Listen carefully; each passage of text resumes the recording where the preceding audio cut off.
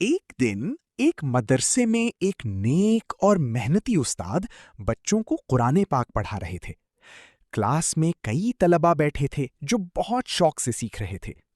استاد نے مسکرا کر کہا، آج ہم ایک بہت اہم سورت سیکھیں گے جس کا نام ہے سورۃ الاخلاص۔ استاد نے آہستہ آواز میں تلاوت شروع کی۔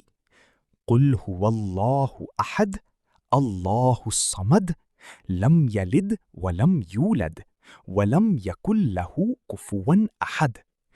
پھر انہوں نے بچوں کو اس کا ترجمہ سمجھایا۔ کہہ دو کہ اللہ ایک ہے، اللہ بے نیاز ہے، نہ وہ کسی کا باپ ہے اور نہ کسی کا بیٹا، اور نہ ہی کوئی اس کے برابر ہے۔ ایک طالب علم نے پوچھا، استاد جی اس سورت کی کیا اہمیت ہے؟ استاد نے پیار سے جواب دیا، یہ سورت ہمیں اللہ کی وحدانیت کے بارے میں بتاتی ہے اور اسے پڑھنے کا بہت اجر ہے۔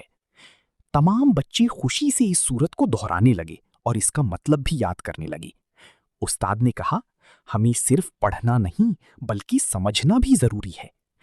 اس دن کے بعد سب طلباء روزانہ سورۃ الاخلاص پڑھتے اور اللہ کی وحدانیت کو یاد رکھتے۔